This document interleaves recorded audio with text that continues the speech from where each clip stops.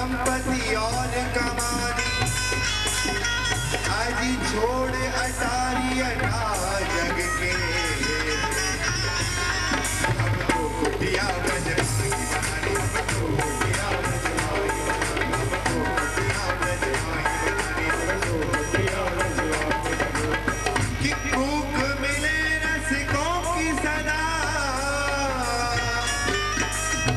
और पीवत को यमुना जल पानी।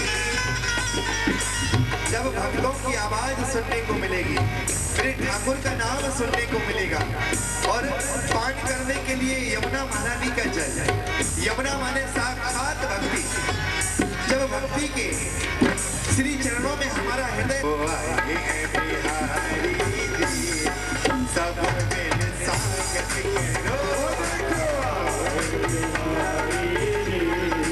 सब मिल स्वागत करो, स्वागत करो, सब मिल स्वागत करो, स्वागत करो, सब मिल स्वागत करो, स्वागत करो, स्वागत करो। संग राधे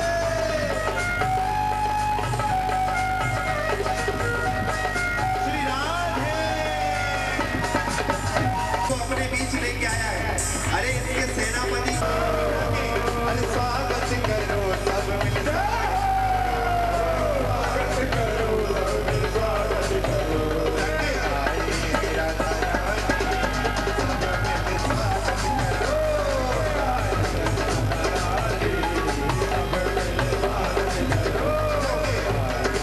स्वागत करो,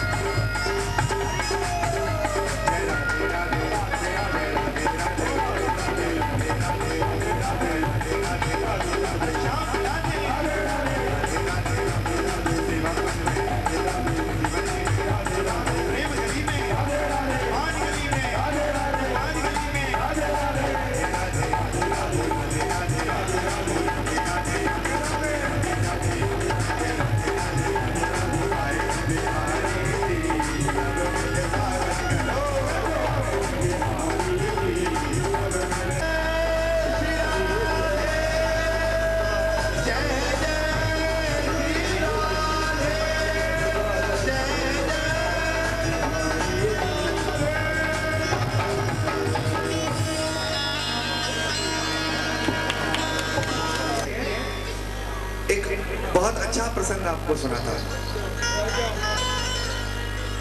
बहुत श्रेष्ठ प्रसंग है कि गोविंद के नाम लेने का कितना महत्व है,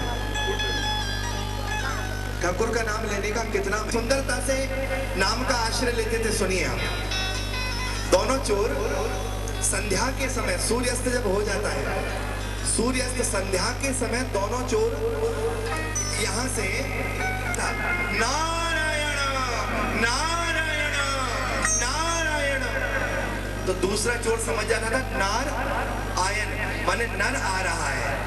पहला आदमी बोलता था नारायण, तो माने कोई व्यक्ति आ रहा है, तो दूसरा चोर समझ जाता था, सतर्क हो जाता था। तो वहां से वो बोलता था हे केशव, हे केशव, हे केशव, माने है कैसा।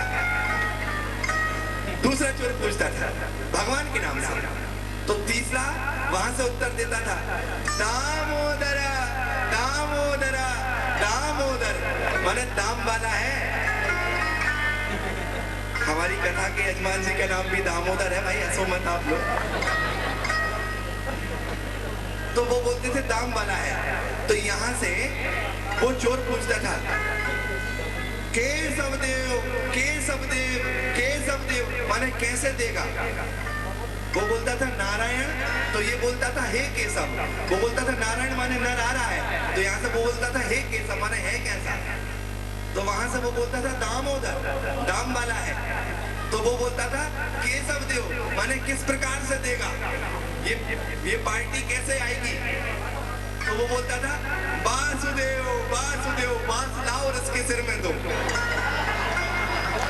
बांस जब इसके सिर में मारोगे तभी हमें मार देगा। तो बड़ा सुंदर भाव था इन चार चोरों का। इन्हें कभी भगवान का नाम ले लेके न जाने कितने लोगों को लूटा। दोनों लोग एक दूसरे छोर पे खड़े हो जाते, नाम लेते आदमियों का, कितने चोरों को लूटा इसने। समय व्यतीत होता गया बंधु, इन चोरों की मृत्यु हुई तो यमराज के यहाँ जब ये चोर पहुंचे तो यमराज देख के हैरान हो गया। यमराज ने कहा ये पहला आदमी आया है जिसका पाप वाला मीटर भी फुल है और पुण्य वाला मीटर भी फुल है। अब भाई इसको क्या दंड मिलना चाहिए, मेरी किताब में तो नहीं लिखा है। तो नारायण जी के पास ही पहुंचाया कि भैया जिसका नाम तुम जीवन भर लेते रहे, चलो उसी के पास चलते हैं, वो ही निर्णय करेगा क्या होगा।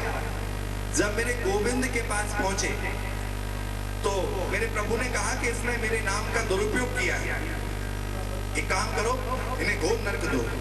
तो दोनों चोर बोले ठाकुर जी आप घोर नरक दे तो रहे, लेकिन याद रखना अगली बार जब हमारा जन्म होगा ना तो हम संसार में सबसे जाके कहेंगे कि भगवान का नाम मत लेना, भगवान का नाम लेने में नरक मिलता है। ठाकुर जी बोले अरे मैं तो तुम्हारी परीक्षा ले रहा था, तुमने ऐन कैन प्रकार किसी भी प्रकार मेरा नाम लिया है, मैंने अपने बैकुंठ में 2 कमरे तुम्हारे लिए पहले से ही खाली करवा रखे। किसी भी भाव से लो, किसी भी प्रकार, लेकिन गोविंद का नाम लो। भागवत का एक बड़ा सुंदर प्रसंग है जिसे हम कहते हैं अजामिल उपाख्यान। ये नाम की महिमा के ही लिए परीक्षित जी को सुनाया गया है। सुखदेव जी ने सुनाया कि किस प्रकार प्रहलाद ने प्रभु को प्राप्त किया, ध्रुव ने प्रभु को प्राप्त किया। कल आपने सब कथाएं सुनी थी क्रमबद्ध।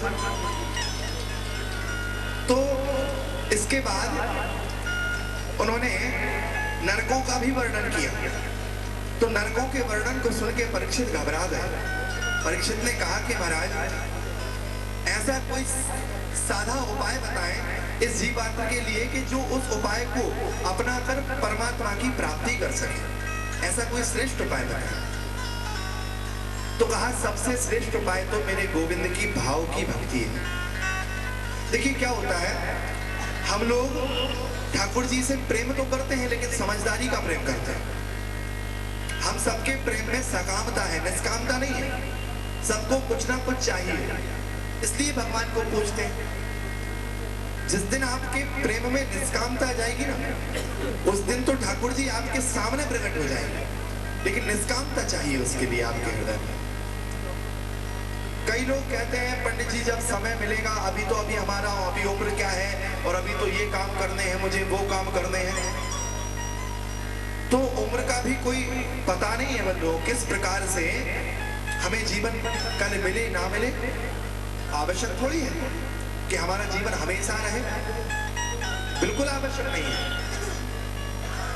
एक बार एक सेठ जी मेरे पास आए, उन्होंने कहा कि महाराज कोई ऐसा साधन बताएं कि पैसा भी खर्च ना हो और भगवान की भक्ति भी हो जाए। तो मैंने कहा चलिए ठीक है, आपके पैसे भी खर्च नहीं होंगे और भगवान की भक्ति भी हो जाएगी।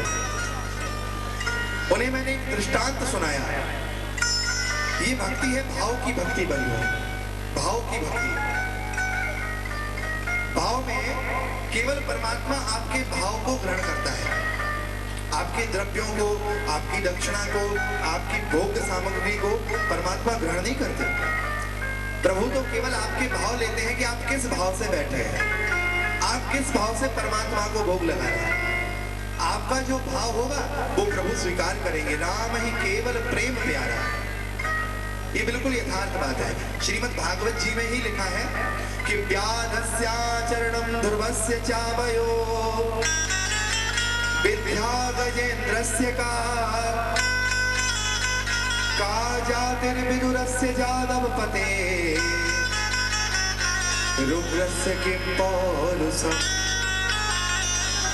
कि कुब्जया किमुतत रूपमधिकम् काते सुदाम्ना धनम् भक्ता तोष्यति केवलं परमया भक्त भक्ति प्रियो माधव।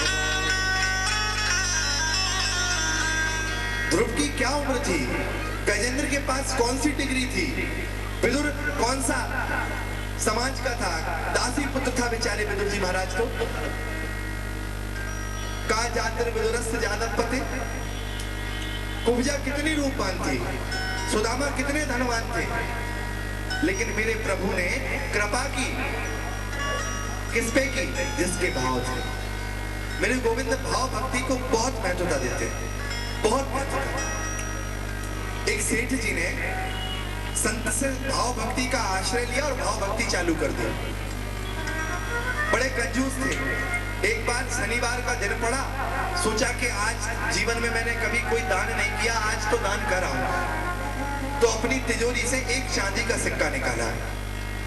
50 साल में पहली बार तिजोरी खोली थी निकालने के लिए। रखने के लिए तो हमेशा खुलती थी, लेकिन निकालने के लिए पहली बार खोली गई तिजोरी। एक चांदी का सिक्का अपने हाथ में रखा। गर्मियों के दिन थे, शनिवार के दिन हनुमान जी महाराज के मंदिर पहुंच गया। अब शनिवार को तो हनुमान जी महाराज की जय जय होती है साहब। बहुत लंबी लाइन लगी थी, तो लाइन में पीछे खड़े हो गए सेठ जी।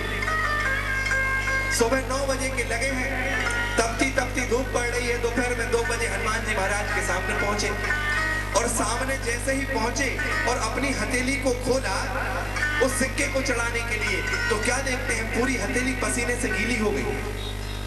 अब हनुमान जी महाराज की मूर्ति सामने है, हाथ में सिक्के में हथेली है, और सेठ जी कहते हैं कि मित्र, तू 50 साल से मेरी तिजोरी में बड़ा सुरक्षित बंद था। मैंने तेरी बहुत सेवा की, तुझे बहुत सुरक्षित भी रखा, तेरा बहुत सम्मान किया, लेकिन आज जब तू मुझसे जुदा हो रहा है तो रो रहा है। तुझे दुख हो रहा है मुझसे जुदा होने का, कि अब लौट के तू मेरे पास नहीं आएगा।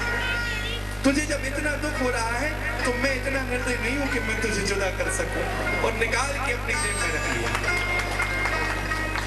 कई ऐसी बातें होती हैं। उन्हीं सेठ जी को एक संत ने कहा कि महाराज आप खर्च नहीं कर सकते तो भाव की भक्ति चालू करो। कहा भाव की भक्ति का मतलब क्या होता है? कहा भाव की भक्ति अर्थात अपने पलंग पर बैठे रहो, चाहे नहा स्नान किए हो या ना किए हो, आंखों को बंद करो और सोचो कि मैं ठाकुर जी को उठा रहा हूँ, अब मैं ठाकुर जी को स्नान करा रहा हूँ, अब मैं ठाकुर जी को माला पधरा रहा हूँ, अब मैं ठाकुर जी के लिए नित्य नवीन बड़े अच्छे सुंदर सुंदर भोग अर्पित कर रहा हूँ। सेठ जी ने कहा ये काम बढ़िया भैया, हींग लगे ना फिटकरी और रंग भी चौखो हो, ये बहुत अच्छी बात है, पैसा लगेगा नहीं, यही भक्ति ठीक है। अब करना उन्होंने भाव की भक्ति चालू की। 1 दिन बीत गया, 2 दिन बीत गए, 3 दिन बीत गए, 5 मिनट 10 मिनट करते थे पहले। धीरे धीरे मन में उत्साह बढ़ गया। जो भक्ति केवल 15 मिनट करते थे, अब वही भाव की भक्ति में 1 घंटा लगने लगा। सो के उठते और बिना स्नान किए ही पैरों पे रजाई पड़ी है, आंखें बंद हैं, और सेठ जी सोचते हैं कि मैं मेरे ठाकुर जी के मंदिर जा रहा हूँ। अब मैंने मेरे प्यारे को उठाया है, बड़े दिव्य उनको स्नान कराए हैं। स्नान कराने के बाद बड़ा सुंदर मैंने उनको तिलक पधराया है। अब माला उनको अर्पण की है, और इसके बाद सोचा कि गर्मियों के दिन है, ठाकुर जी को लस्सी पिला दें। लगना तो कुछ है नहीं, आंखें बंद है, बिल्कुल आंख बंद है। आप ये मत सोचना कि ओरिजिनल चल रहा है सब काम। सब काम कल्पनाओं में हो रहा है। ठाकुर जी के मंदिर में सेठ जी पहुंच चुके हैं, आंखें बंद हैं। सोचते हैं आज ठाकुर जी को लस्सी पिलवाई जाए, तो सोचते हैं कि चलो घर की ही लस्सी पिलवाएं, तो मंदिर से घर पहुंचते हैं। घर से एक डिब्बे में दही और एक डिब्बे में मथानी और शक्कर लेके ठाकुर